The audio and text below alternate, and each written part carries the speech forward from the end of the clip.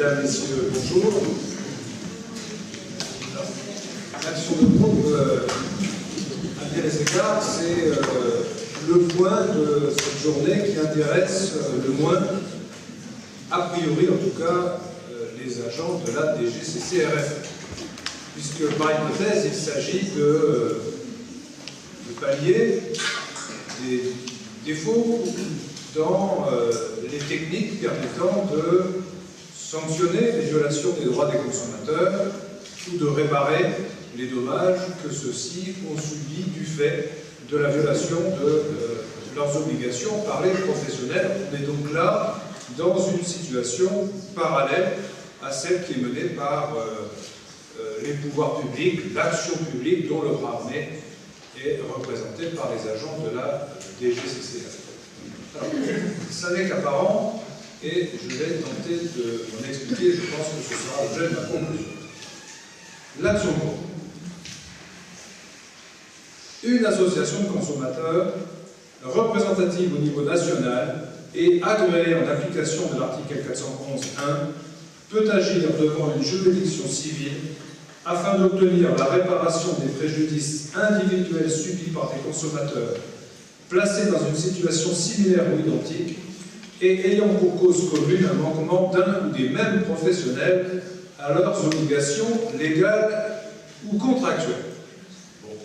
Derrière ce monstre sémiotique se cache l'action de groupe, la class action à la française, qui est donc adoptée depuis la loi du 17 mars 2014.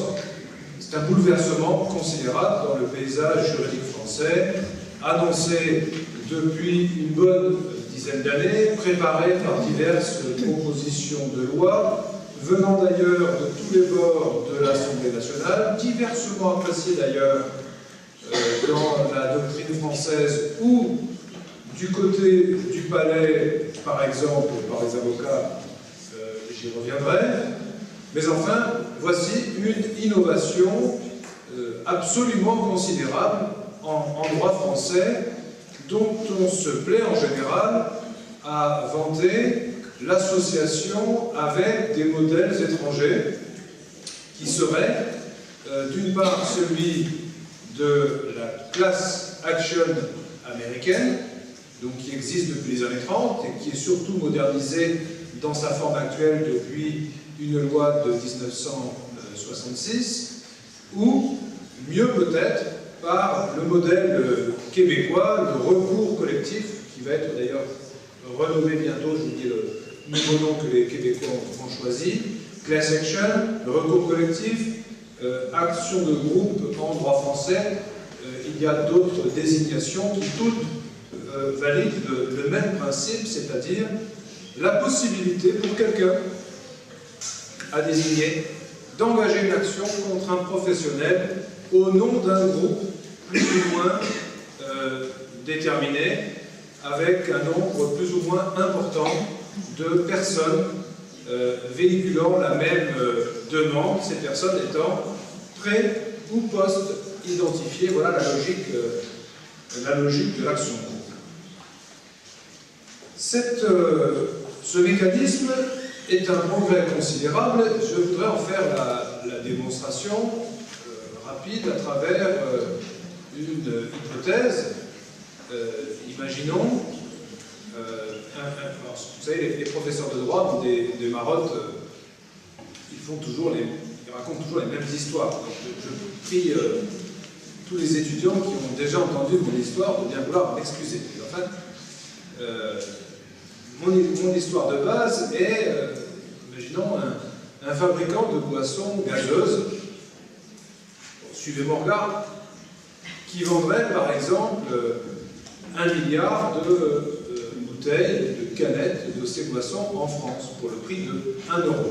Ces bouteilles, ces canettes seraient vendues pour 1 €, moyennant la contrepartie contractuelle qui est de fournir une canette avec 1 litre de boisson à l'intérieur.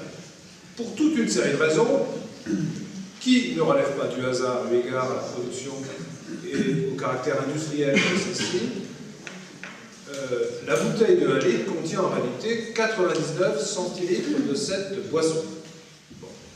Ce qui veut dire que chaque fois que je verse conventionnellement dans mon contrat de vente dans lequel je suis un contractant placé sous le bénéfice du privilège de l'article 134 du Code civil, du droit d'action du Code de procédure civile, etc., chaque fois que je paye 1 euro, je reçois 99 centilitres de produit. Il y a violation très nette des conditions d'exécution du contrat tel qu'il a été conclu.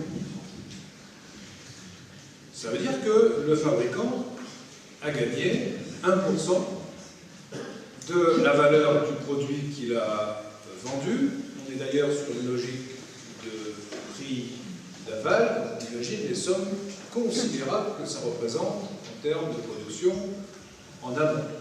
1% de 1 milliard, cela fait donc 10 millions d'euros tous les ans. Comment le consommateur peut-il obtenir la réparation? Première hypothèse, un consommateur hypothétique, particulièrement procédurier, décide d'engager une action contre le fabricant en question. Il va saisir le tribunal d'instance. On imagine la surprise du tribunal d'instance qui renverra sans doute devant le juge de proximité pour aller obtenir la récupération de 1 centime d'euro multiplié par le nombre de bouteilles qui aura été achetées pendant un procès haut de gamme. Deuxième hypothèse, plusieurs consommateurs s'associent d'une manière spontanée ou d'une manière organisée et décident d'engager une action contre ce fabricant de boissons. Alors, cette deuxième manière de procéder est souvent confondue avec l'action de groupe.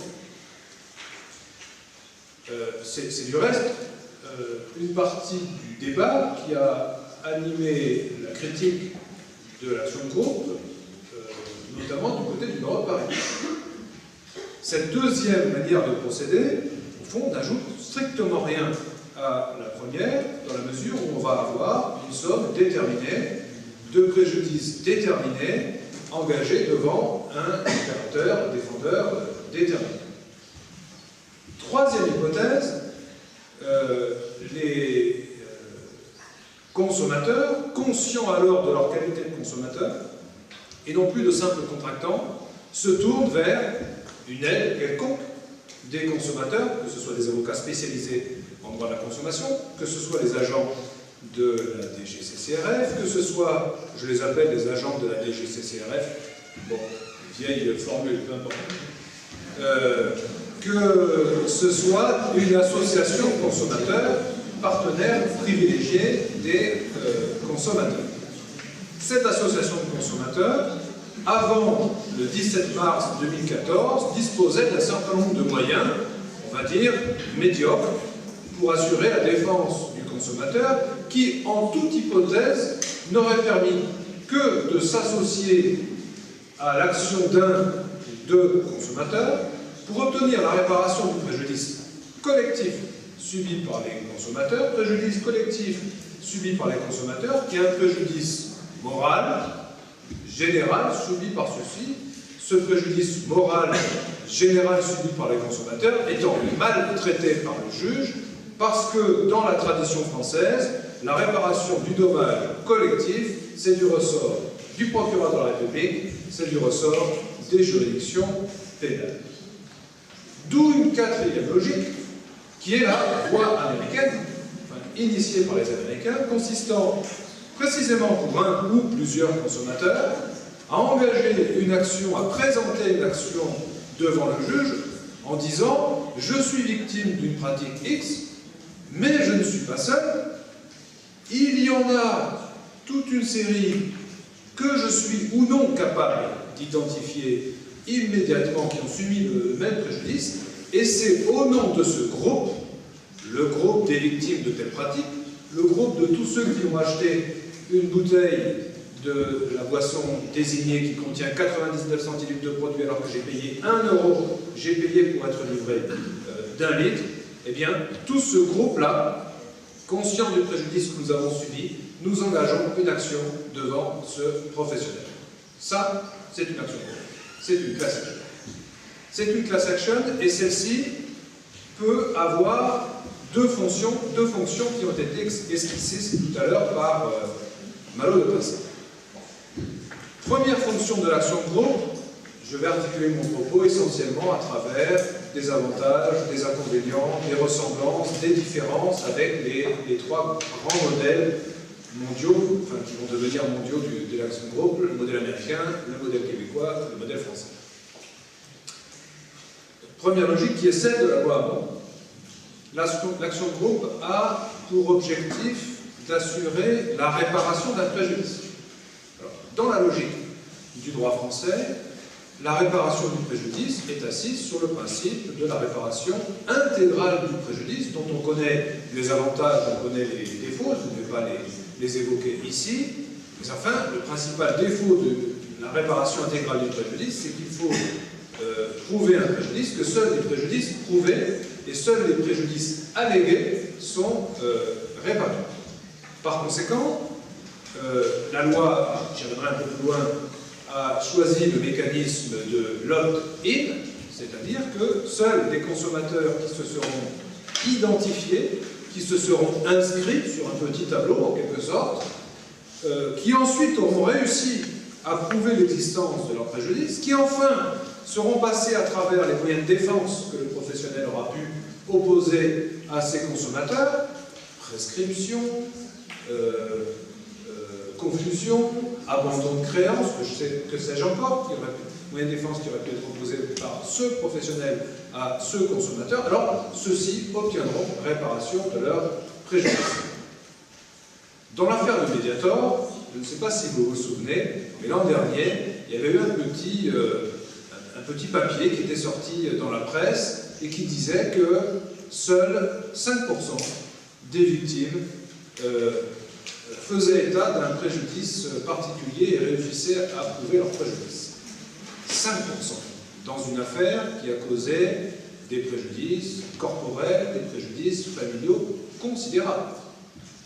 Quel serait le pourcentage de consommateurs qui pourrait prouver, alléguer de prouver son préjudice contre mon fabricant de boissons. Alors, je vais faire un petit exercice pratique de sondage, d'auto-sondage. Je sors mon portefeuille. Je dois avoir quelques notes de carte bleue. Voilà, j'ai beau chercher, je ne vais pas le faire en détail, mais je ne dois pas remonter à plus de 15 jours.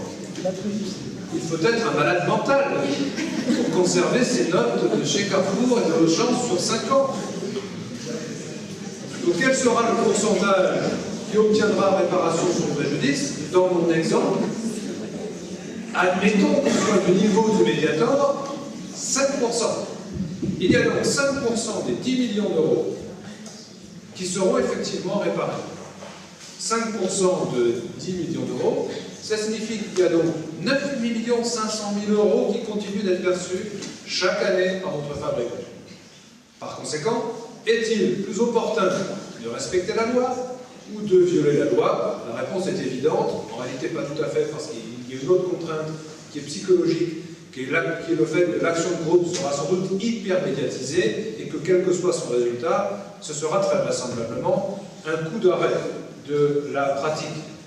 Mais enfin, ça fait un joli petit coup qui est purement anticontractuel dans les rapports entre le professionnel et le consommateur, et qui est proprement anticoncurrentiel, parce que le concurrent du fabricant de la boisson gazeuse en question peut penser que lui, il a respecté la loi, il a respecté ses obligations, il a vendu des boissons d'un litre pour 1 euro. On imagine que la concurrence s'effectue aussi sur les prix et que le prix est identique. Et lui n'a pas fait ce surprofit de 10 millions d'euros pendant un nombre d'années inconsidéré et qui ont permis de prendre des positions concurrentielles supérieures à celles que celui a prises parce qu'il a respecté la loi. Là, il y a un vrai souci. D'où le deuxième type d'action de groupe, qui est l'action de groupe de type québécois et avec quelques bémols de type américain. L'action de groupe de type québécois. Et je dis cela pour montrer à quel point l'action de groupe n'a strictement rien à voir avec une conception politique de type français. L'action de groupe, ce serait de gauche. La critique de l'action de groupe, ce serait de droite. Ça n'a strictement rien à voir. Donc, au Québec, l'action de groupe, elle est engagée selon un mode d'opt-out, c'est-à-dire que le consommateur, un consommateur par exemple, représente un groupe indéterminé et va obtenir la condamnation du professionnel à réparer tout le préjudice qui a été subi. C'est-à-dire que si le nombre de consommateurs qui obtient, d'abord un qui avec, deux qui prouve son préjudice, qui obtient réparation, n'est pas équivalent à 100%, la différence entre ce pourcentage et 100% est récupérée par le groupe. Et cette différence, c'est ce qu'on appelle en droit québécois le reliquat. C'est la formule de Mélenchon, hein, au-dessus de l'autre, prend tout. Là, c'est le groupe, il prend tout. Il récupère tout le sous-profit. Objectif, non pas confisquer de l'argent professionnel, non pas créer une forme d'amende déguisée, mais bien rétablir un équilibre concurrentiel en récupérant ce surprofit, qui est un surprofit contractuel, qui est un surprofit anticoncurrentiel, qui est conservé par le groupe. Ce qui fait que la fonction de cette action de groupe est tout à fait différente de la première. La première a une fonction indemnitaire, la deuxième a une fonction comminatoire. Elle a pour objectif de faire respecter la loi. C'est bien un substitut de l'action d'un procureur. Le groupe est un substitut du procureur. On est donc là dans une dimension de conception de l'action de l'État et de l'action du citoyen qui dépasse évidemment le cadre de nos propos et qui suppose bien entendu une vue extrêmement large des relations entre l'État et le citoyen. Bon, pas la peine de démontrer et d'aller plus loin pour imaginer que ce rapport entre l'État et le citoyen est différent aux États-Unis, qui sont en Amérique du Nord de manière générale, et en France. Cette action de groupe, quelle qu'elle soit, en droit français, dont je dis qu'elle est de première catégorie, c'est-à-dire une action indemnitaire, et dont je dis tout net que j'aurais préféré qu'elle soit une action comminatoire, c'est-à-dire qu'elle conduise à permettre la sanction de la violation de la loi en récupérant le reliquat, ce qui du reste devrait assurer un financement pérenne, je pense, et assez aimable du centre du droit de la consommation, puisque, évidemment, ce reliquat, il est récupéré par l'association de consommateurs. Au Québec, il est récupéré par le groupe. L'objectif, évidemment, parce que tout ceci est contrôlé par le juge. Aux États-Unis, vous connaissez tous le film Erin Brockovich, ça veut dire que 30% au moins de l'indemnité part dans la poche de l'avocat, qui en général d'ailleurs a supporté tous les frais de l'action d'enquête, etc. Au Québec, c'est hors de question, hein, c'est surveillé par le juge qui affecte le reliquat, généralement à des mesures d'économie sociale et solidaire ou de promotion du droit de la consommation ou des actions de groupe au Québec. Là, je veux dire que nous, le centre du droit de la consommation, on aurait été pas mal. Bon, voilà, les choses étant ce qu'elles sont, la loi Hamon étant ce qu'elle est, les possibilités du droit français face aux menaces de contrôle devant le Conseil constitutionnel, devant les autorités conventionnelles, la logique de compromis a fait que seule cette première version était possible. Nous verrons ce qu'il en sera dans le futur. Au fond, tout dépendra du succès ou de l'insuccès, de l'efficacité ou de l'inefficacité des premières actions de groupe qui seront lancées tout bientôt. Cette action de groupe, disais-je, quelle qu'elle soit, elle a une fonction considérable, c'est qu'elle donne aux droits des consommateurs une véritable finalité, c'est-à-dire qu'elle finalise les actions des consommateurs, elle leur donne un caractère réel. Au fond, jusqu'à présent, les consommateurs étaient tributaires pour la validation de leurs obligations, la validation de leurs droits, de l'action de la DGCCRF, ou du procureur de la République, et parfois des associations de consommateurs, les pauvres associations de consommateurs, des associations nationales de consommateurs, il y en a 16 en France, elles font ce qu'elles peuvent avec leurs moyens financiers, elles en font déjà beaucoup, difficile d'en faire davantage. Mais pour le reste, eh bien, il faut compter sur le consommateur procédurier, le consommateur complètement fou que j'évoquais tout à l'heure, qui prend à sa charge un procès qui concerne une collectivité considérable de consommateurs. Parce que l'une des dimensions qui a été soulignée par Philippe tout à l'heure du droit de la consommation, c'est que le droit de la consommation s'illustre par un rapport inégal à plusieurs égards, mais d'abord par le fait qu'il concerne des rapports juridiques entre un opérateur, un professionnel, et une multitude d'opérateurs, des consommateurs, pour des rapports juridiques identiques de masse. Et donc, un consommateur va engager une action contre ce professionnel à son profit et au profit de tous les autres, et c'est le même problème, c'est le problème de toute action collective, c'est le même problème que celui du droit de grève. Est-il raisonnable de penser que dans une entreprise, comptant plusieurs milliers de personnes, un salarié va se lever pour revendiquer quelque chose au profit de tous les salariés sans protection syndicale préalable? La réponse est en général non. Ou alors on se tourne vers Émile Zola et son Germinal, et on sait comment ça s'achève.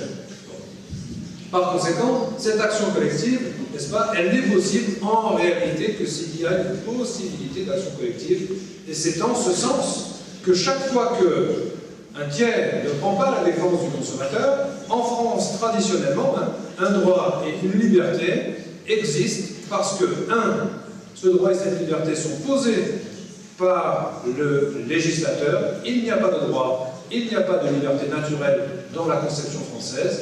C'est le législateur qui pose un droit ou une liberté dans son principe et dans ses exceptions.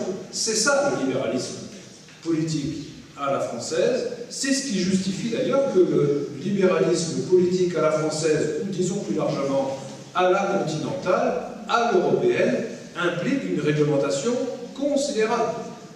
L'excès de réglementation ou le grand nombre de réglementations n'est pas la contradiction de l'existence d'un droit libéral. Ça n'a strictement rien à voir. C'est simplement que nous considérons que ces droits, et on considère de manière philosophique, que ces droits et ces libertés n'existent, n'existent en droit que lorsqu'ils sont posés par le législateur. Et la demande moderne de droit conduit à demander de plus en plus d'explications techniques de ces droits et libertés ou de ces exceptions. Première condition. Deuxième condition, nous considérons que ces droits et ces libertés n'existent que dans la mesure où un juge peut les sanctionner ou les faire exécuter. Et troisième condition, ça c'est typiquement une spécificité romano-germanique, il y a un défenseur public, un défenseur des droits, un procureur, un recteur, un préfet, qui a la charge de la défense de l'intérêt général. Or, s'agissant des droits des consommateurs, on se trouve dans la situation où le premier point est validé, il y a des droits et des libertés qui sont posés par les législateurs, qui font suffisamment masse d'ailleurs pour qu'on s'y perde et qu'on éprouve le besoin de recodifier pour que ce soit encore plus accessible pour le consommateur. C'est la logique première de l'esprit de la codification d'ailleurs. Il y a un juge pour exécuter ses droits, mais y a-t-il quelqu'un pour faire exercer ses droits? Les procureurs ont vraisemblablement d'autres chats à fouetter, et surtout en ce moment. Et quand ils le font, est-ce suffisant face à la multiplication des violations des droits des consommateurs? Pas si sûr, d'où le fait que l'action de groupe permet précisément de pallier l'absence d'action de ce tiers public. Et donc de donner aux citoyens que nous sommes, au fond, la possibilité de faire respecter la loi, ça aurait été une action de groupe de deuxième version, d'obtenir réparation du préjudice. C'est l'action de groupe telle qu'elle existe dans la loi. Alors à partir de là, on se trouve face à une action de groupe qui présente un certain nombre de particularités, je vais aller vite. Particularisme de notre action de groupe, c'est une action de groupe finalisée. Une action de groupe dans le code de la consommation. Je ne dis pas une action de groupe de droit de la consommation. Une action de groupe dans le code de la consommation, aux États-Unis, au Québec, l'action de groupe est dans le code de procédure civile. Ça n'a rien à voir.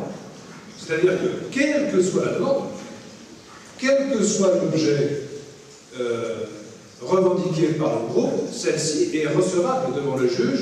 Vous avez tous entendu parler du film formidable d'ailleurs, Starbuck, qui se passe au Québec, où des enfants demandent devant le juge, via un recours collectif, à ce que l'anonymat du don de gamètes dans une clinique soit levé pour que ceux-ci puissent avoir accès à leur père véritable.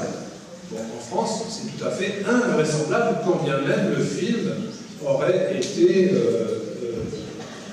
reformulé récemment, avec un échec cuisant d'ailleurs,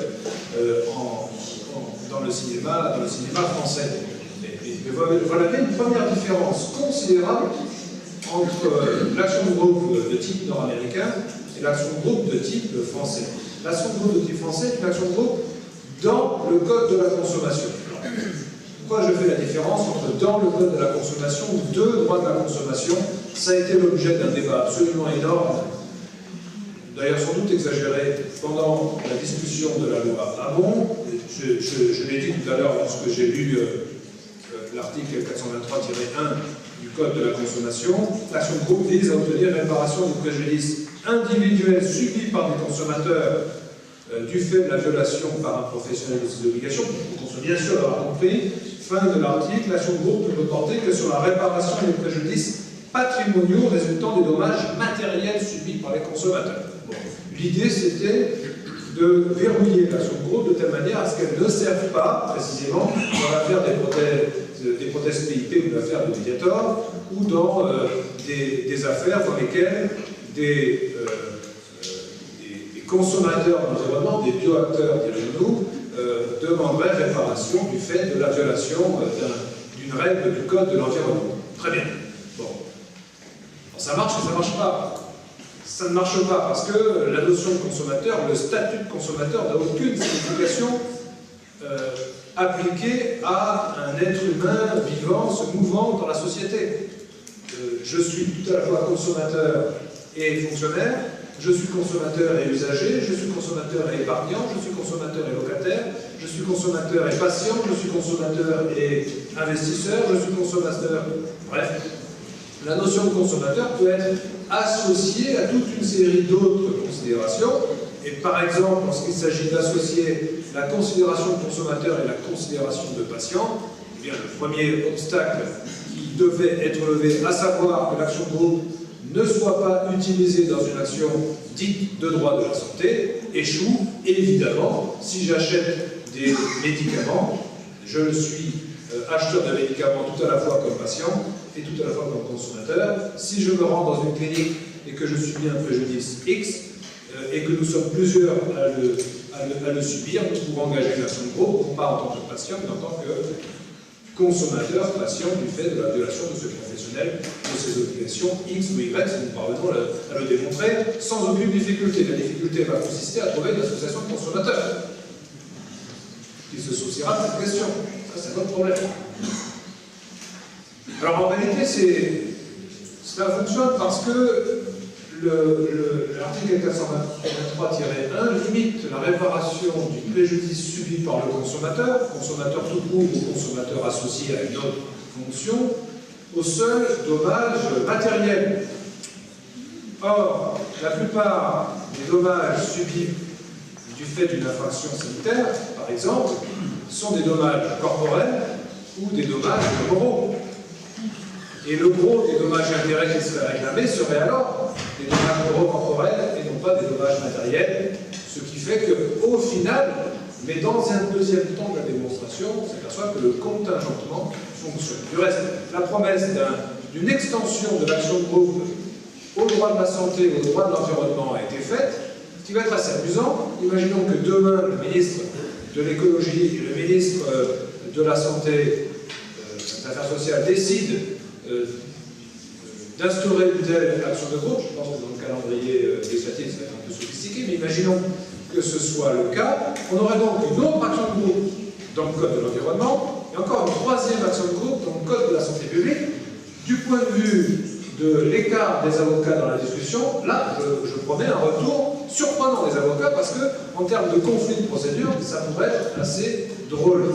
Sauf à militer précisément pour canadianiser l'action de groupe et la faire sortir des actions de groupe finalisées pour la placer dans le code de procédure civile, n'en avoir plus qu'une, quitte à limiter son champ d'application. C'est à mon avis ce qui serait le plus heureux.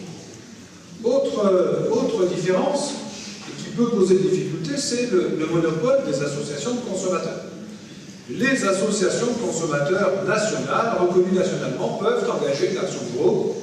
Bon, alors ça, c'est ce qui a suscité le fameux débat avec les avocats qui auraient souhaité avoir la gestion de la stratégie des actions de groupe, ce qui est parfaitement légitime, notamment si on regarde ce qui se passe de l'autre côté de l'Atlantique. Alors, en réalité, bon, là encore, je regrette un peu ce monopole des associations de consommateurs. À mon avis, il aurait pu intervenir dans un deuxième temps, on n'aurait parfaitement pu créer une action de groupe ouverte à tout consommateur qui engage une action au nom d'un groupe, tout en incitant ces groupes à confier l'action à des associations nationales de consommateurs, à se regrouper en associations et à les confier en association nationale de consommateurs. Bon, ça n'a pas été fait.